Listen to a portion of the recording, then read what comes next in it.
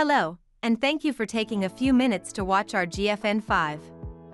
Japan is one of the few countries that regulates cigarettes and heated tobacco products as distinct categories when it comes to indoor public use. In this study, we examined airborne nicotine levels in catering venues with designated heated tobacco use areas. In Japan, under the Revised Health Promotion Act of 2018, both cigarette and heated tobacco products can be used in certain catering venues but under very different rules. Heated tobacco products are allowed in designated areas where food and drinks are served, while cigarettes are restricted to separate booths where no food or drinks are provided. To protect customers and employees from exposure, these spaces must meet strict design and ventilation requirements. This raises a simple question: does allowing heated tobacco product use in these spaces meaningfully increase occupational exposure for employees? To answer this question, we measured airborne nicotine as a marker of heated tobacco product emissions. Although nicotine is not the primary cause of smoking-related diseases, it is a nearly unique signature of tobacco and nicotine product use, and it can be measured with high sensitivity. The study was conducted in 6 catering venues in Tokyo. Each venue had 2 distinct spaces. 1, a non-smoking area, and 2, a heated tobacco use area. In 3 venues, cigarette smoking booths were also present, located inside the heated tobacco use area. We assessed exposure in 2 complementary ways. We conducted area monitoring, using static air samplers placed in each room, and we also measured personal exposure, using wearable samplers positioned in the breathing zone of waitstaff during their shift. In total, more than 150 samples were collected, covering real-life use conditions of heated tobacco products. Before we look at the results, let me briefly explain how Japanese authorities judge whether workplace air is acceptable. Japan doesn't have its own occupational exposure limit for nicotine, so it borrows the US expert limit. For nicotine, that limit is 500 micrograms per cubic meter. That's the red line on the chart. Because people don't breathe the same air every minute and working days can vary in length, the measurements are turned into 8-hour averages for a typical workday. Then 2 numbers are examined, the average and a high-end statistical parameter called X95. Think of X95 as a safety check. It's the level we'd expect to cover almost all situations, even on the busiest days. It's a safety margin representing 95% of the data under a possible worst-case scenario. We compare those 2 numbers to the occupational exposure limit or a fraction of it to give the workplace a rating called a control class.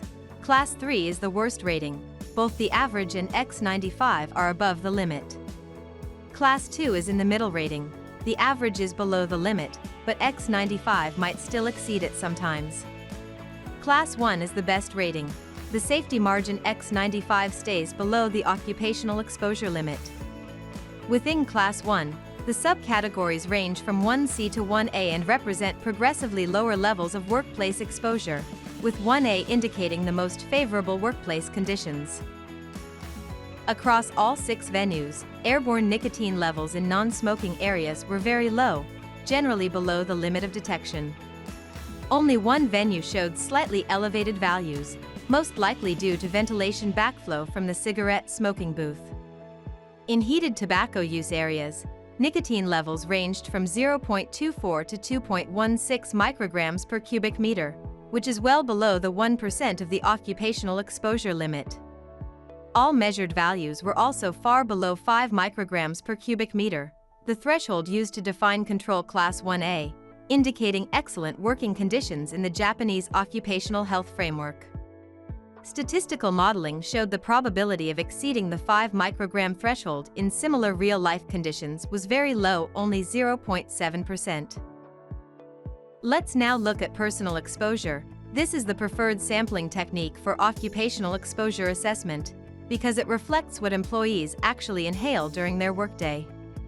The personal exposure results closely mirrored the area monitoring findings. Across all venues, the 8-hour time-weighted average exposures were far below 1% of the occupational exposure limit.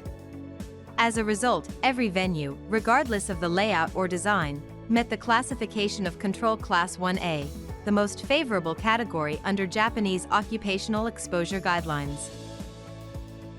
To conclude, this study shows that in Japanese catering venues with designated heated tobacco use areas, airborne nicotine levels were low, well under 1% of the occupational exposure limit. Based on airborne and personal exposure measurements, all evaluated workplaces were classified as Control Class 1A, indicating very low occupational exposure to nicotine used as a proxy for heated tobacco products emissions. These favorable workplace conditions reflect the effectiveness of technical measures in place, particularly the separation of all areas, no provision of food or drinks in smoking booths, and effective ventilation. This study can help inform ongoing discussions about heated tobacco use in indoor public spaces and how to design environments that both protect employees and support adults who switch from cigarettes to smoke-free alternatives with lower environmental impact. Full details of the study are available in our paper published in the journal shown on the screen. Thank you for your attention. To learn more about PMI's scientific research, please visit pmiscience.com.